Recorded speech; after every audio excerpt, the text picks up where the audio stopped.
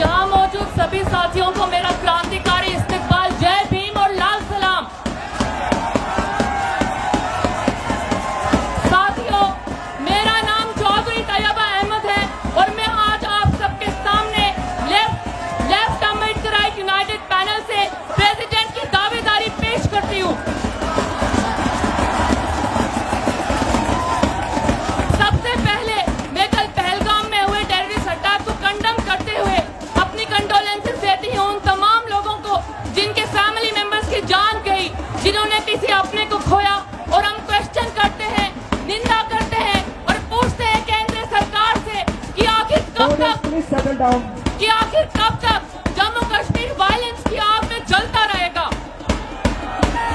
साथियों, मैं इस मंच से सॉलिडारिटी पेश करती हूँ, याद करती हूँ गाजा के लोगों को, अपनी सॉलिडारिटी पेश करती हूँ उन महिलाओं को, उन बच्चों को जिन्होंने यूएस और इस्राइल के जेनोसाइड के खिलाफ मिलकर सामना किया है। मैं उनके जज्बे को सलाम करती हूँ।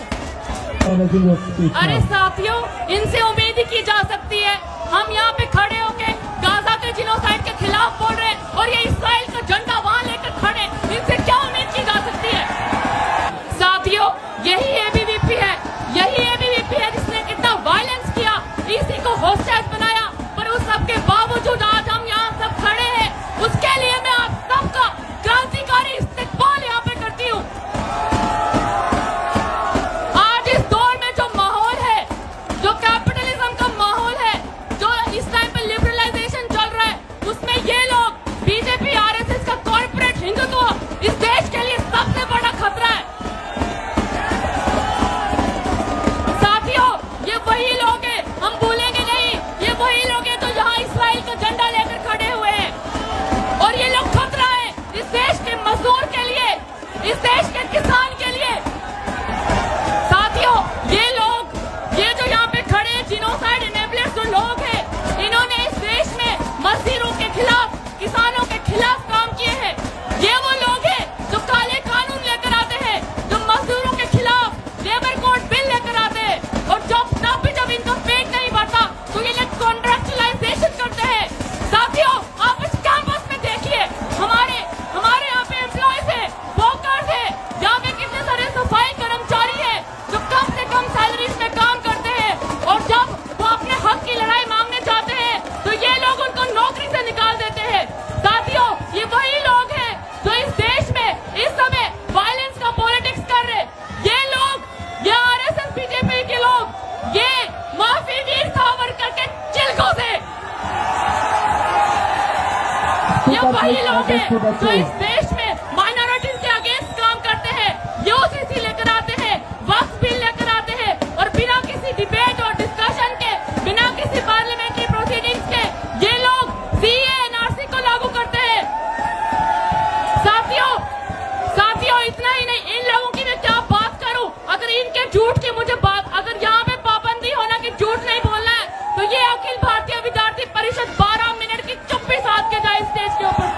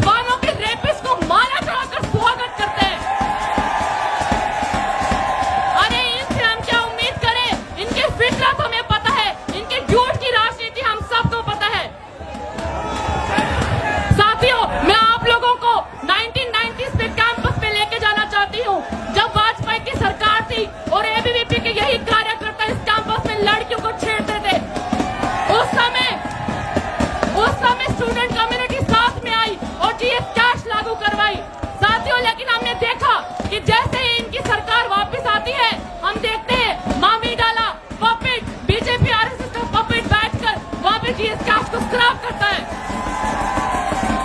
सिर्फ इतना ही नहीं साथियों, उसके बाद 2018 में अतुल जौहरी एक संघी के खिलाफ जब केस होता है सेक्सुअल हरासमेंट का, तो कौन लोग हैं जो उस कल्प्रिट के साथ घूम रहे थे? कौन लोग हैं जो विक्टिम को कंप्लेंट नहीं करने दे रहे थे? वो यही है अखिल भारतीय हरासमेंट परिषद। साथियों, ये वही लोग हैं जो कैंपस के अंदर और कैंपस के बाहर मार्जिनलाइज सेक्शंस को दूर रखते हैं, उन्हें टारगेट करते हैं। हम देखते हैं किस तरह से पीएचडी वाइवा में सोशल बैकग्राउंड पे लोगों के साथ डिस्क्रिमिनेशन होता है।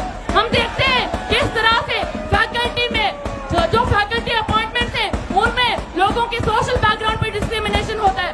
साथियों, ये संघी लोग हम जैसे मार्जिनलाइज सेक्शंस को, ऑप्रेस्ड कास्ट को एजुकेशन से दूर रखना चाहते हैं। और इतना ही नहीं, ये लोग हमें प्राइवेटाइजेशन के तले दबा देते हैं। बड़ी मुश्किल से जब हम जाति को लड़के, धर्म को लड़के यहाँ पे आते हैं इस कैंपस में, तो इनका ब्राह्मणवाद, समाजवाद और पितृसत्तावाद फिर से शुरू हो जाता है। साथियों, अरे इनके कर दे दीजिए हैकल। इन्होंने राइट टू डिसेंट को समझा ही कब है साथियों? इन्होंने कब समझा है? और जब हमारे साथी जाते हैं आवाज उठाने जुल्म के खिलाफ, तो यही लोग हैं जो उनको जेल में डालते हैं। आज मैं इस मंच पे याद करूंगी, अपना इस्तकबाल दूंगी उमर खालिद को, गुलफशा फातिमा को, शर्जील इमाम को और मिरान हैदर को। तो यही लोग हैं जो पूरा का पूरा स्टेट मशीनरी लगाते हैं राइट टू डिसेंट को खत्म करने में। इस कैंपस में आप देखिए, ये लोग यहाँ पे फंड्स की बात करते हैं। ये जेएनयू की लेगेसी रही है कि इस स्टेट में हॉस्टल्स की बात हुई है। ये जेएनयू की लेगेसी रही है कि डेप्रिवेशन पॉइंट्स की बात हुई है। ये लोग बोलते हैं हम फंड्स की बात नहीं करते। अरे तुम्हारी सरकार है, जाके मांगो फंड्स। हम देख रहे हैं इस कैंपस में वी डोंट हैव फंड्स वाली ये सरकार हेफा से लोन लेकर आती है। आप कहीं भी चले जाइए, स्कूल ऑफ इंजीनियरिंग चले जाइए, आप साइंस स्कूल चले जाइए, करप्शन के सिवाय इन्होंने किया क्या है? हमें मिलती है टूटी फूटी दीवारें, टूटी हुई सड़कें। अगर हम रीडिंग रूम में जाते हैं तो किताबें नहीं है, स्टेडियम में जाते हैं तो लाइट नहीं है। क्या बात करते हैं ये लोग? अगर ये बीजेपी, आरएसएस, एबीवीपी एडमिन डेक्सेस नहीं है तो फिर क्या है? अरे कीजिए, मैं बिल्कुल नहीं डरती, आप सोचना मत, बिल्कुल नहीं डरती हूँ मैं। मैंने देखा है 2020 में जब मैं इस कैंपस में आई तो यही लोग थे। मैंने अपनी आंखों से देखा है इन्होंने किस तरह स्टूडेंट्स को धमकाया। रामनवमी के दिन गोदावरी हॉस्टल के सामने पेरियार से इन्होंने मीट वेंडर को घसीटते हुए रोड से ये लेकर गए। मैंने देखा अपनी आंखों से, तुम मत सोचना मैं डरती हूँ।